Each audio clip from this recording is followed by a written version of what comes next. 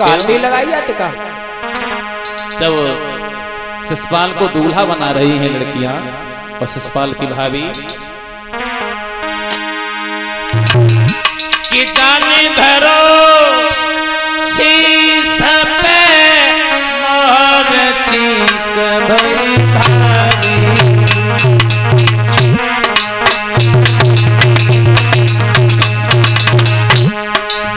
शिषपाल के सिर पे मोहर रखा, छींक हो गई। भाभी बोली बेटा अभी मान जाओ, देखो अभी शगुन हो रहे हैं, लेकिन शिषपाल नहीं मान रहे हैं। जाने धरो शीश पे मोहर चीक भई भारी। सर पे मोहर रखा, छींक हो गई। और पटा से रपटो पैर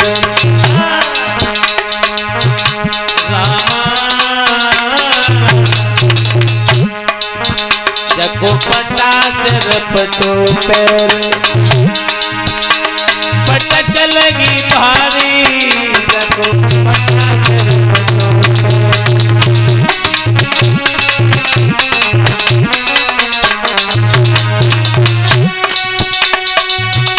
महाराज पिलैया घर में रोई गई।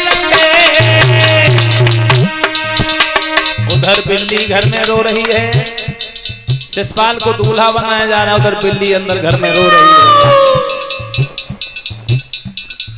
भाभी बोली बेटा अभी मान जाओ। महाराज पिलैया घर में रोई गई।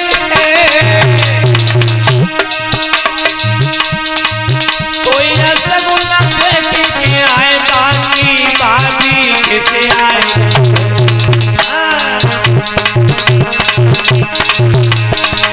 भाभी बोली नकटी मेरे लला को है ब्याह और के घर में रोए नहीं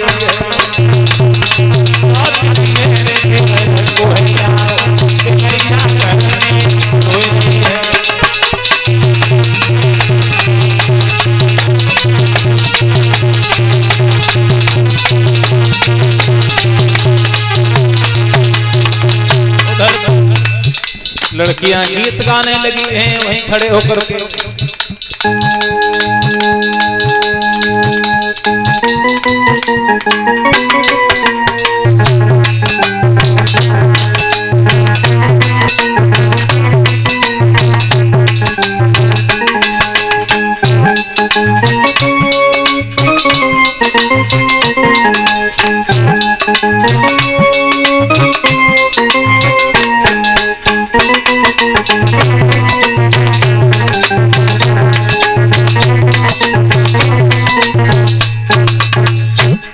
उधर शिषपाल को दूल्हा बनाया है भक्तों। शिषपाल को अशगुन भी हुए हैं। बारात को लेकर के शिषपाल अशगुन नहीं देखे शिषपाल ने, और बारात लेकर के पहुंच गए हैं कुंडनपुर को। 3 दिशा से घेर लिया शिषपाल की फौज चारों ओर लगा दी है। कुंडनपुर को 3 दिशा से घेर लिया है। एक दिशा केवल खाली बची थी, इधर अलोपा भवानी का मंदिर बना हुआ था। शिषपाल ने 3 दिशा से घेर लिया है कुंडनपुर को। फौज ही फौज दिखाई दे रही है कुंडनपुर के चारों ओर। उधर रुक्मिणी को खबर मालूम हुई है। रुक्मिणी को एक खबर मालूम हुई है कि हमें लगता है कि हमारे भैया का साला बारात लेकर के आ गया। हमें लगता है कि हमारे भैया का साला आ गया बारात को लेकर के। उसने हमारे नगर को चारों ओर से घेर लिया। रुक्मिणी उधर उठती है, बैठती है, महलों की छत पे खड़े होकर के देखने लगती है। जिस रास्ता की ओर गए थे ब्राह्मण देव कुंडनपुर के लिए, वो द्वारका के लिए, उधर आके फाड़ फाड़ के देख रही है रुक्मिणी।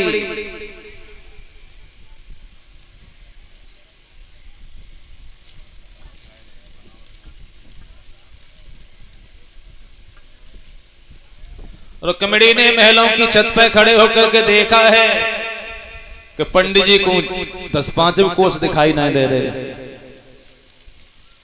रुक्मिणी ने सोचा भैया का साला तो आ गया बारात लेकर के, अब कहीं ऐसा न हो जाए भैया हमारी शादी जबरदस्ती न कर दे अपने साले के साथ में, क्योंकि भैया हमारा बड़ा हठीला है। तो पंडित जी की आस लगा करके रुक्मिणी बार बार चढ़ती है उतरती है, लेकिन ब्राह्मण देव नहीं दिखे हैं। उधर भगवान कन्हैया की याद में रुक्मिणी पछाड़ खा के गिर गई है महलों में और कहने लगी मुरलीधर तुम अभी तक नहीं आए, पता नहीं कहां हो श्याम, मेरा भैया का साला आ गया बारात लेकर के। और रुक्मिणी रो रही है, महलों की छत पर खड़े होकर के कहने लगी है, बोली है रुक्मिणी कि दीनन के हितकारी जय हो गिरधारी तूने कांपे देर लगाई रे।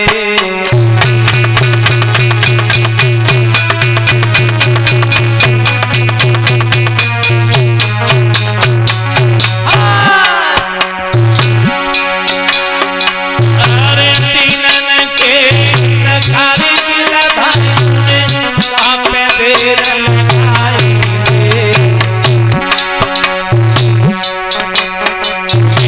भैया के साले श्याम नगर घेर आई रे।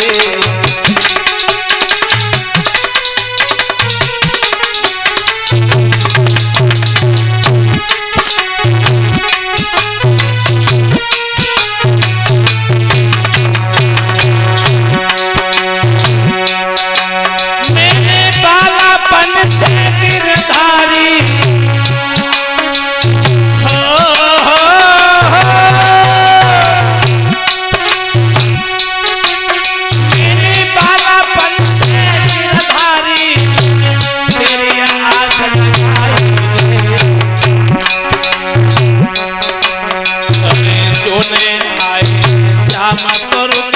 तुम्हें मिलन की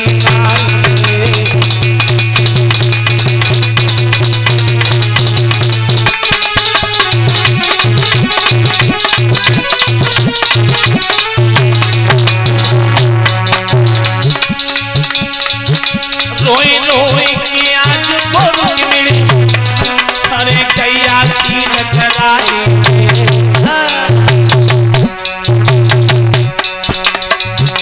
धरती पैर में तू फट जाने कोई में जाए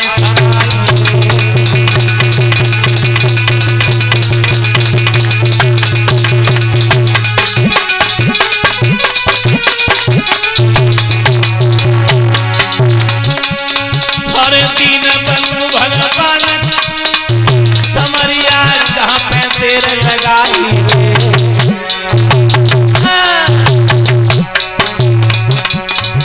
रोए रोए के आज को बिटिया कैया सीरत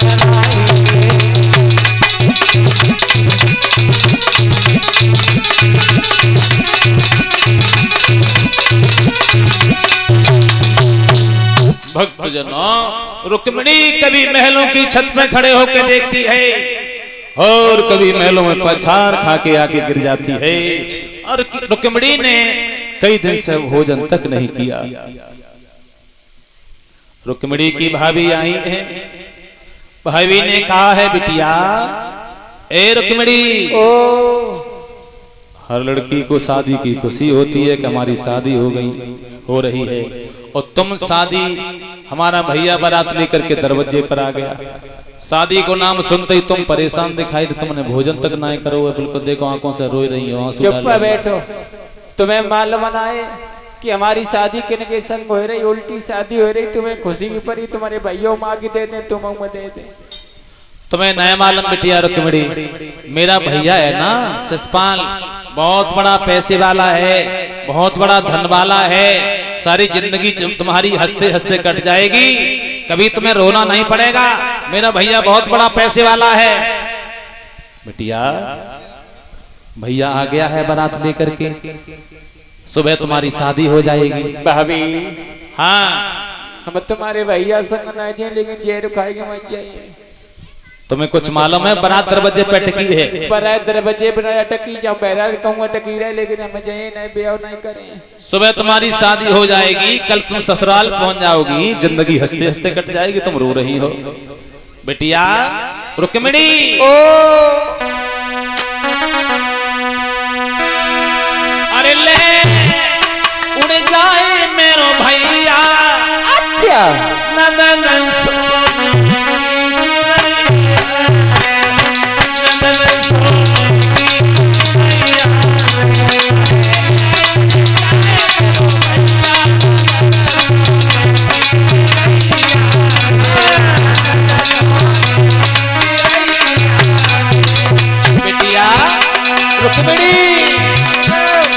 अरे तुम तो ऐसे रो रही हो जाने कौन सी मुसीबत पड़ी तुम पर।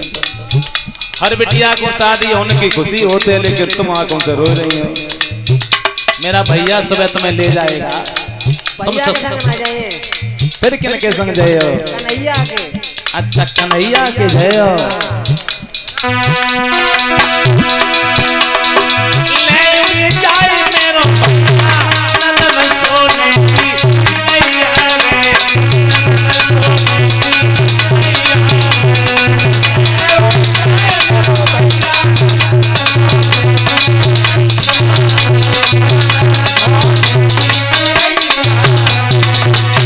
बिटिया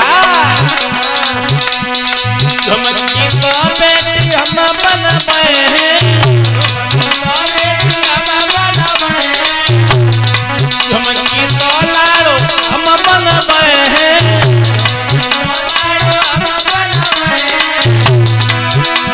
नथुनी तो लाना मेरो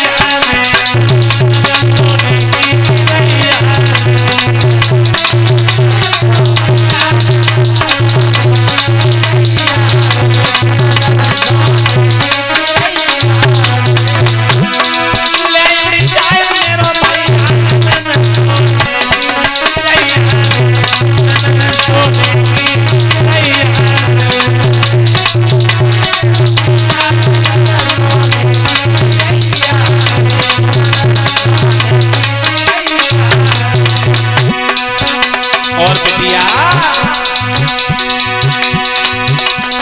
कुंडल तो बेटी हम बनवाए हैं, कुंडल तो लाड़ो हम बनवाए हैं,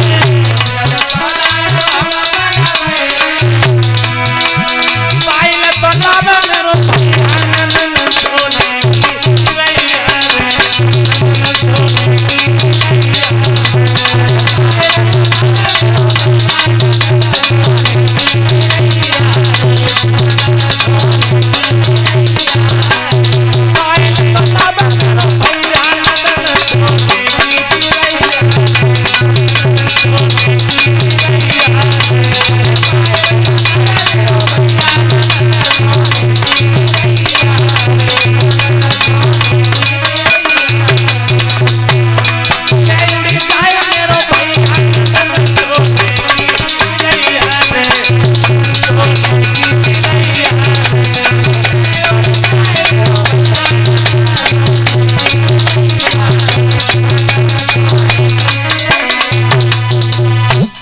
इस तरह से रुक्मिणी की